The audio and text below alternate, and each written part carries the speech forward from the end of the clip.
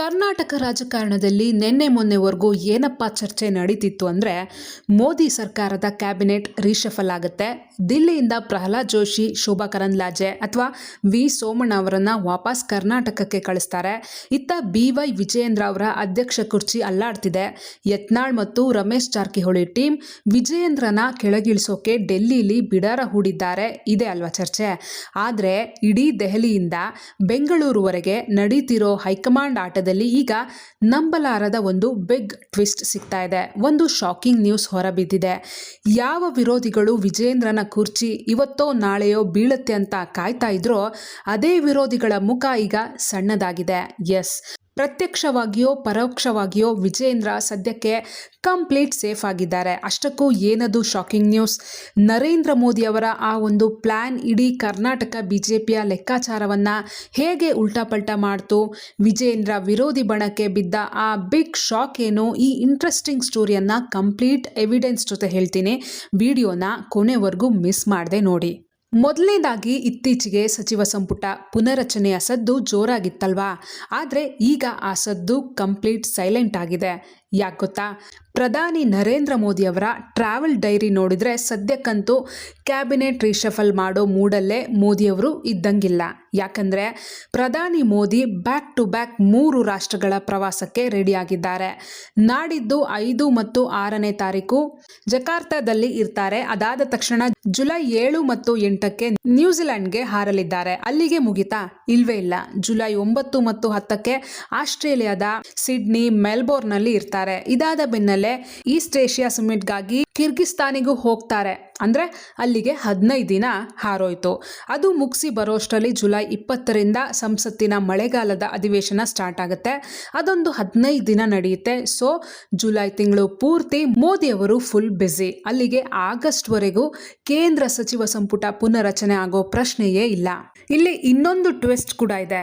ಇತ್ತೀಚೆಗೆ ಜೂನ್ 21ಕ್ಕೆ ರವನೀತ್ ಸಿಂಗ್ ಬಿಟ್ಟು ಅವರ ರಾಜ್ಯಸಭಾ ಅವಧಿ ಮುಗಿದಿದೆ. ನಿಯಮಗಳ ಪ್ರಕಾರ ಸಂಸತ್ ಸದಸ್ಯರಲ್ಲದವರು ಸಚಿವರಾಗಿ ಮುಂದುವರಿಯಬೇಕಾದ್ರೆ 6 ತಿಂಗಳ ಒಳಗೆ ಮತ್ತೆ ಆಯ್ಕೆಯಾಗಬೇಕು.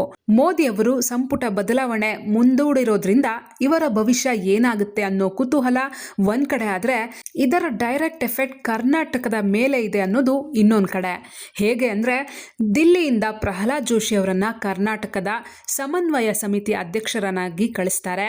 ಸೋಮಣ್ಣ ಅಥವಾ ಶೋಭಾ ಕರಂದ್ಲಾಜೆ ಅವರಲ್ಲಿ ಒಬ್ಬರನ್ನ ರಾಜ್ಯ BJP ಅಧ್ಯಕ್ಷ ಸ್ಥಾನ ತಂದು ವಿಜಯೇಂದ್ರನ್ನ ಇಳಿಸ್ತಾರೆ ಅನ್ನೋ ದೊಡ್ಡ ಪ್ಲಾನ್ ಇತ್ತಲ್ಲ, ಆ ಪ್ಲಾನ್ ಸದ್ಯಕ್ಕೆ ಗೋವಿಂದ. ಕ್ಯಾಬಿನೆಟ್ ರೀಶಫಲ್ ಹೋಲ್ಡ್ ಆಗಿರೋದ್ರಿಂದ ಇವರು ಯಾರು ದಿಲ್ಲಿ ಬಿಟ್ಟು ಕದ್ಲೋ ಆಗಿಲ್ಲ. ಈಗ ಬರೋಣ ಅಸಲಿ ಮ್ಯಾಟರ್ಗೆ. ವಿಜಯೇಂದ್ರನನ್ನ ಕುರ್ಚಿಯಿಂದ ಇಳಿಸೋಕೆ ಹೈಕಮಾಂಡ್ನ ಒಂದು ವರ್ಗ ಮತ್ತು ರಾಜ್ಯದ ರೆಬೆಲ್ ಸೇರಿ ಒಂದು ಸೆನ್ಸೇಷನಲ್ ಮಾಸ್ಟರ್ ಪ್ಲಾನ್ ಹಾಕಿದ್ರು. ಅದೇನಪ್ಪ ಅಂದ್ರೆ, ಯಡಿಯೂರಪ್ಪನವರ ಹಿರಿಯ ಮಗ ಶಿವಮೊಗ್ಗ ಸಂಸದ BY ರಾಘವೇಂದ್ರ ಅವರನ್ನ ಕೇಂದ್ರ ಸಚಿವರನ್ನಾಗಿ ಮಾಡೋದು. ಆ ಮೂಲಕ ನಿಮ್ಮದೇ ಮನೆಯ ಒಬ್ಬರಿಗೆ ಕೇಂದ್ರದಲ್ಲಿ ಮಂತ್ರಿ ಸ್ಥಾನ ಸಿಕ್ಕಿದೆ. ನಿಯಮಗಳ ಪ್ರಕಾರ ಒಂದೇ ಮನೆಗೆ 2 ಪವರ್ ಕೊಡೋಕ್ಕಾಗಲ್ಲ. ಹಾಗಾಗಿ ವಿಜಯೇಂದ್ರ ರಾಜ್ಯಾಧ್ಯಕ್ಷ ಸ್ಥಾನ ಬಿಟ್ಕೊಡ್ಬೇಕು ಅಂತ ಇಕ್ಕಟ್ಟಿಗೆ ಸಿಲುಕಿಸೋದು ಆ ಸ್ಕೆಚ್ ಆಗಿತ್ತು. ಆದ್ರೆ ನೋಡಿ, ವಿಜಯೇಂದ್ರ ಅದೃಷ್ಟ ಎಷ್ಟು ಗಟ್ಟಿಯಾಗಿದೆ ಅಂದ್ರೆ, ಮೋದಿ ಅವರ ಪ್ರವಾಸದಿಂದಾಗಿ ಈ ಡಬಲ್ ಗೇಮ್ ಸಂಪೂರ್ಣ ಉಲ್ಟಾ ಹೊಡೆದಿದೆ. ರಾಘವೇಂದ್ರ ಸದ್ಯಕ್ಕೆ ಕೇಂದ್ರಕ್ಕೆ ಹೋಗೋದು ಇಲ್ಲ. ಇತ್ತ ವಿಜಯೇಂದ್ರನನ್ನ ಅಧ್ಯಕ್ಷ ಸ್ಥಾನದಿಂದ ಕೆಳಗಿಳಿಸೋಕೆ ಹೈಕಮಾಂಡ್ಗೆ ಯಾವುದೇ ತಾಂತ್ರಿಕ ಕಾರಣ ಸಿಗೋದು ಇಲ್ಲ. ಇತ್ತೀಚೆಗೆ ನಡೆದ ವಿಧಾನ ಪರಿಷತ್ ಚುನಾವಣೆಯಲ್ಲಿ ನಡೆದ ಅಡ್ಡ ಮತದಾನ ಮತ್ತು ಆಡಿಯೋ ಲೀಕ್ ವಿವಾದಗಳನ್ನು ಇಟ್ಕೊಂಡು ಬಸವನಗೌಡ ಪಾಟೀಲ್ ಯತ್ನಾಳ್ ಮತ್ತು ರಮೇಶ್ ಜಾರಕಿಹೊಳಿ ನೇತೃತ್ವದ ರೆಬಲ್ ಟೀಮ್ ದಿಲ್ಲಿಯಲ್ಲಿ ಭರ್ಜರಿ ಬ್ಯಾಟಿಂಗ್ ಮಾಡ್ತಿತ್ತು. ವಿಜಯೇಂದ್ರಗೆ ಶಾಸಕರನ್ನ ಕಂಟ್ರೋಲ್ ಮಾಡೋ ಯೋಗ್ಯತೆ ಇಲ್ಲ, ತಕ್ಷಣ ಬದಲಾವಣೆ ಮಾಡಿ ಅಂತ ಒತ್ತಡ ಹೇರ್ತಾ ಇದ್ರು. ಆದ್ರೆ ಈಗ ಏನಾಗಿದೆ?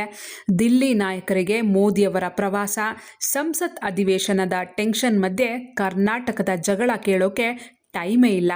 ನಿನ್ನೆ ನಡೆದ RSS ಪ್ರಮುಖರ ಸಭೆಯಲ್ಲೂ ಕೂಡ ಪಕ್ಷದ ಶಿಸ್ತು ಮುಖ್ಯ, ಆಂತರಿಕ ಕಲಹ ಬೀದಿಗೆ ಬರಬಾರ್ದು, ಸದ್ಯಕ್ಕೆ ಸ್ಥಿರತೆ ಕಾಪಾಡಿ ಅಂತ ಖಡಕ್ ಸೂಚನೆ ಸಿಕ್ಕಿದೆ ಎನ್ನಲಾಗ್ತಿದೆ. ಅಷ್ಟೇ ಯಾಕೆ, ಮೊನ್ನೆ ಪ್ರಹ್ಲಾದ್ ಜೋಶಿ ಅವರು ಕೂಡ ನಾಯಕತ್ವ ಪ್ರಶ್ನಿಸೋಕ್ಕಾಗಲ್ಲ ಅಂತ ವಿಜಯೇಂದ್ರ ಪರ ಬ್ಯಾಟಿಂಗ್ ಮಾಡಿದ್ರು.